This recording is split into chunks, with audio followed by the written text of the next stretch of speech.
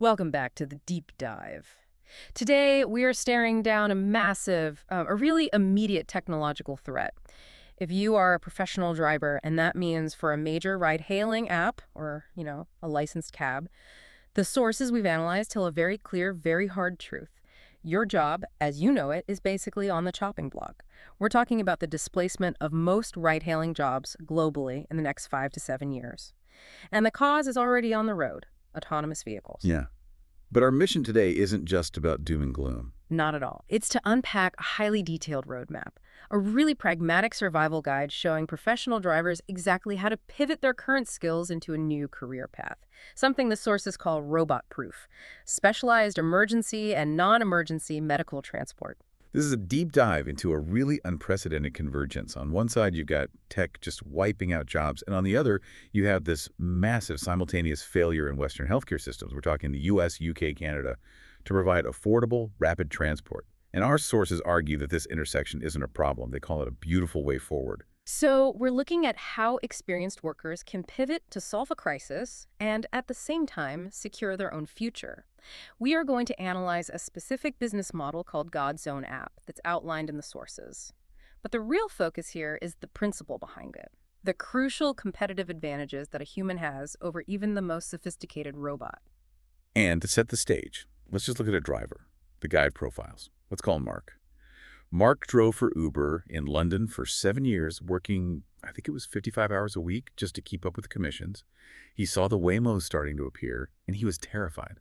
So he followed this exact guide. He spent a single weekend getting certified, invested a few £100s, and within 6 months he was working 40 hours a week and earning more than double his old rate, handling vital transport for chemotherapy patients who just couldn't afford an ambulance. Wow. That is the kind of pivot we're looking at today. Okay, let's unpack this threat timeline because it feels like, a lot of drivers are still operating with a sense of complacency, believing this is a decade away. The source material says no. That complacency is the biggest danger. The threat is here. I mean, Waymo isn't a prototype anymore. It's a full-scale commercial operation. They are already running fully driverless taxis in Phoenix, San Francisco, and Los Angeles, and completing over 150,000 paid trips weekly. 150,000 a week. A week. This is happening right now. And if we look across the globe, the projections, they accelerate really quickly. The sources point out that by 2026, we're expecting Chinese robotaxis. Right, to arrive in major European cities, like London. Exactly, through these partnerships between Uber, Lyft, and Baidu. But the real disruption, the big one, is slated for 2027 to 2030. Industry experts forecast that between 35 and 60% of all urban ride-hailing will shift to autonomous vehicles in that 3-year window. And here's the crucial math, right? Because Yeah. a robot works so much more than a person. So much more. Robots work 20-plus hours a day. A human driver, maybe 8 to 10. So that 35% shift in volume, it results in up to 70% of human drivers losing their primary income. It's a vicious cycle. And the sources had this fascinating, pretty cold reality check from Uber UK.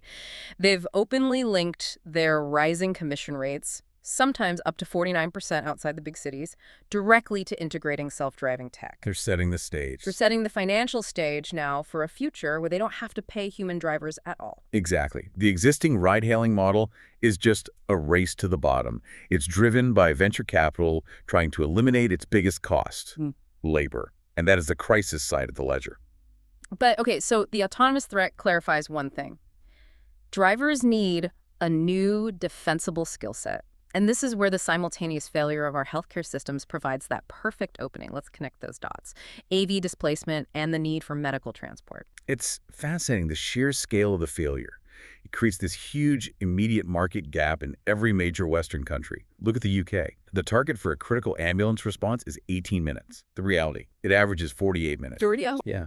And this isn't just an inconvenience. The sources note 43,000 excess deaths a year are now linked to these delays, and 140,000 high-priority cases waited 2 hours or more in 2024.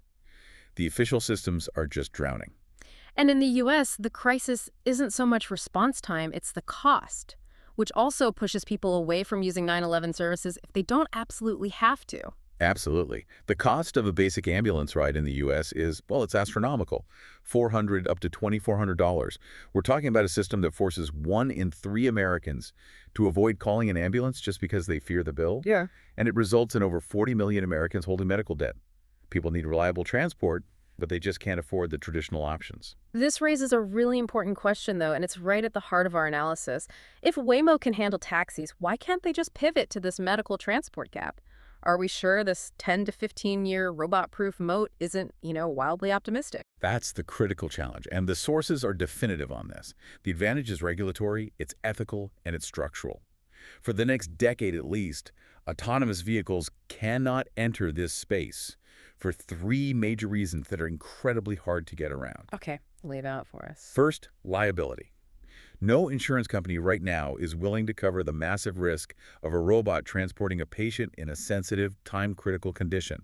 Medical transport requires specialized insurance that acknowledges human responsibility.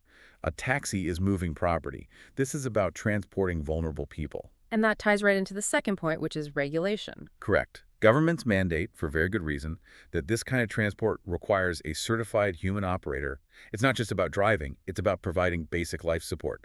Waymo can't help a patient walk from their door to the car. It can't do CPR if they destabilize. That human element is literally legislated into the role. And the third factor is just trust and judgment. A patient in a crisis needs reassurance. They need real-time judgment, compassion. That human interaction is just non-negotiable in a crisis. Precisely. And that's why we see this massive shift in value. Traditional ride-hailing is now paying, what, $15 to $35 an hour, and it's going down. Specialized medical transport, with just that minimal certification, is paying $40 to $80+ per trip. You're shifting from a commodity service with robot competition to a high-value, defensible professional service. That is a fundamental change in the economics. So let's get into the practical steps from the guide. The strategy emphasizes a 2-track approach. Keep your current driving income while you build this new defensible business. This is key. You don't quit your day job. Not until the new business provides reliable, higher income. So the first 3 months are all about setting up the infrastructure using the specific model our sources promote, the GodsOwnApp system. Okay, so the sources spend a ton of time on this specific platform. It seems like they're positioning it as a turnkey solution for drivers. How does that model actually work? At its core, it's about coordination and leveraging a network. You purchase operational licenses for a specialized dispatch platform.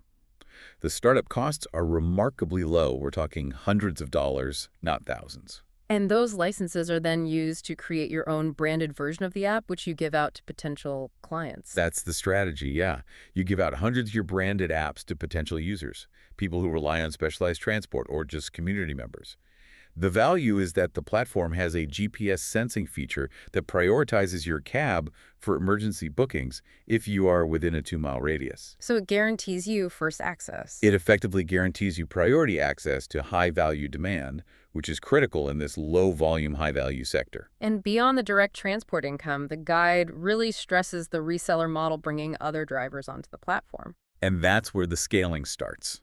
The platform recognizes that the driver who brings in the next certified driver is doing the work of building the network. So you earn an ongoing monthly commission just for bringing professional certified drivers into the network. The estimate in the guide suggests that this passive income, on average, can generate over $1,000 a month. Okay, so once that platform is set up, weeks 4 through 10 are for certification. What training is essential to make a driver qualified for this? The good news is, this isn't 2 years of paramedic school. The training is minimal, but very targeted. You need first aid and CPR, that's about 8 to 16 hours, costs around $150 to $200. You need defensive driving, another 4 to 8 hours. And crucially, bloodborne pathogen training, which is a short course, maybe 2 or 3 hours, so you know how to handle biological risks safely. So all in, we're talking about roughly 20 hours of focused training, totally doable between shifts, and weeks 10 through 14 focus on vehicle prep. You can't just use your standard family car for this, right? Right. It needs to be safe, clean, and equipped for vulnerable patients. But the required equipment is surprisingly simple. A basic medical bag with gloves, masks, sick bags, and emergency blanket. Maybe $50 to $100. The key vehicle mods, maybe another $150, are things like waterproof seat covers, disinfectant spray, And maybe most importantly for elderly patients, a small, stable step stool. For dignity and safety. Exactly. It's about dignity and safety during the transfer. Okay, so moving into month 4 through 6, the focus shifts to getting clients. Where does the reliable, high-volume work come from besides the app itself? This is the hustle period. There are three main paths. The first is using the specialized platform for those peak hours, late evenings, weekends, when other companies are short-staffed. The second and most stable is direct client acquisition from healthcare facilities. What kind of facilities are we talking about, and what's the pitch? You're targeting dialysis centers, chemotherapy clinics, urgent care, nursing homes. These places always have patients needing reliable transport that insurance won't fully cover. The pitch is professional and direct. I provide professional, certified, reliable transport for patients who face barriers to standard ambulance access. I am certified, fully insured, and guarantee on-time pickup. And the third path is community outreach. Yes, specifically targeting the aging population through flyers at senior centers, churches. The key message there is the cost relief. Can't afford ambulance costs? We provide certified transport for a fraction of the price. Let's just nail down that pricing contrast. This is the whole value proposition. If an ambulance is $400 to $2,400, where does this driver price their service? The sources suggest a range of $70 to $90 for a typical 10-mile transport. You are professional, certified, insured, and providing a critical service, but at 5 to 10 times lower cost than an ambulance. That is the massive market gap you're filling. Affordable for the patient, but still highly profitable for the driver. But there are very clear, strict protocols for handling potentially severe medical calls. This is critical. Absolutely. The number one rule is recognizing the difference between non-emergency transport and a 911 emergency. This is for stable transport. The protocol is absolute. Accept the call, then call the patient while you're en route to confirm their location and current stability. And here's the critical rule for arrival. This is the big one. Upon assessment, if the patient shows any signs of severe distress, trouble breathing, chest pain, stroke symptoms, severe bleeding, the driver must stop immediately and call 911 or 999. Your role is stable transport, not emergency intervention. This protects the patient and protects your liability. So if a driver follows this whole path certification, insurance, platform, client base, what does that income pivot look like after 6 months? The difference is night and day. If the driver is working a manageable 45 hours a week, combining transport trips, their reseller commissions, and their mentoring income, the estimated monthly earnings reach over $6,300. Which just blows away the projected earnings of a legacy ride-hailing driver who's probably struggling to make $2,600 working longer hours. You are literally working less for a higher, more defensible income. And you're building an asset. Yeah. Which brings us perfectly to Section 3, scaling to enterprise, moving from being a driver to being a regional transport director. And the core of that scaling strategy, according to the sources, is leveraging the reseller and mentoring model. The goal is to build a high-quality team. You can't handle the city yourself. So the goal is to recruit and mentor a team of 30 certified drivers. As a mentor, you earn a monthly management fee, about $33 a recruit, plus ongoing platform commissions from their transports. You're paid to grow the network, not just drive. But wait, recruiting other drivers is tough. They're skeptical, they hate commissions, they've heard it all before. So who do you target, and what's the actual strategy? You target the pros, the ones who are already excellent. Drivers with 4.8 plus ratings, over a year of experience, a track record of compassion. And you find them not by spamming, but by having real conversations in airport waiting lots, in driver groups, focusing on the inevitable AV threat. And when they raise objections, like the medical training?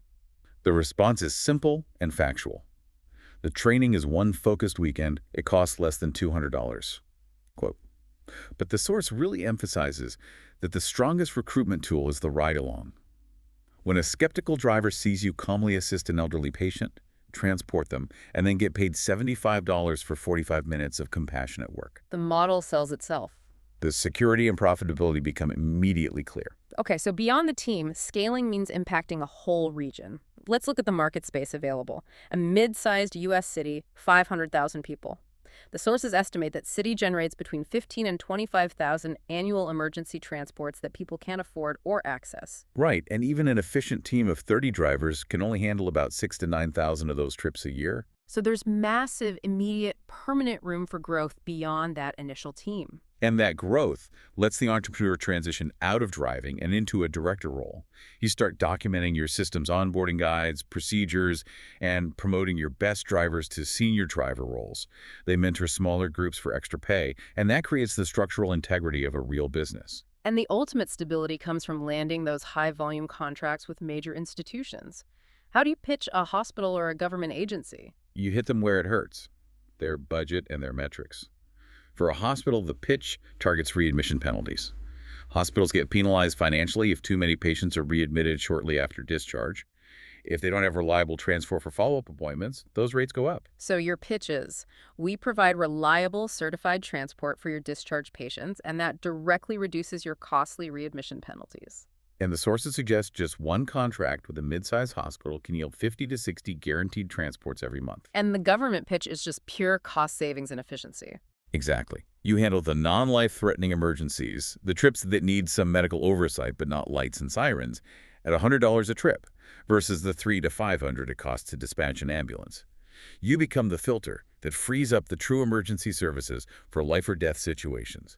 It's a win for the city and a huge service to the community. So let's contrast the 7-year vision, let's say, heading toward 2032. We have two drivers who started at the same point in 2025. Driver A, the legacy ride-hailer, is making maybe $35,000 a year, working 55 hours a week with zero security, no equity, and just fighting automation. Driver B, the social entrepreneur who followed this plan, is earning $80,000 plus annually, has built a successful autonomous business that is a valuable saleable asset, potentially worth over $1 million, and has secured a permanent robot-proof competitive advantage by solving a desperate community need. This convergence, it's a permanent opportunity. As the population ages and healthcare remains underfunded, the demand for this kind of transport will only grow, regardless of how many robotaxis are on the road. The autonomous vehicles are coming, and the healthcare crisis is growing, whether you act or not. The only question that remains is, will you be displaced, or will you be prepared to lead a new, necessary industry? And the beauty of this model, as it's detailed in the source, is that the barrier to entry is so low. You can test this market right now. The guide breaks down 4 key steps that take about 10 hours of effort and a few $100s. Okay, the first 2 steps. Register with a specialized NEMT dispatch platform, like the one we talked about, and immediately enroll in a first aid and CPR course. Get the training started. The third and fourth. Buy the essential basic equipment, the medical bag, the vehicle mods, maybe $250 to $375 total, and then identify 3 local medical facilities, a dialysis center, an urgent care facility, and a nursing home. And you begin your targeted outreach plan. And finally, a closing thought from the analysis. This is an early mover advantage. The guide estimates a finite market capacity around 75,000 drivers in the US and 7,500 in the UK. This isn't an infinite opportunity. The time to start building your beautiful way forward is now, before the AV disruption hits full force.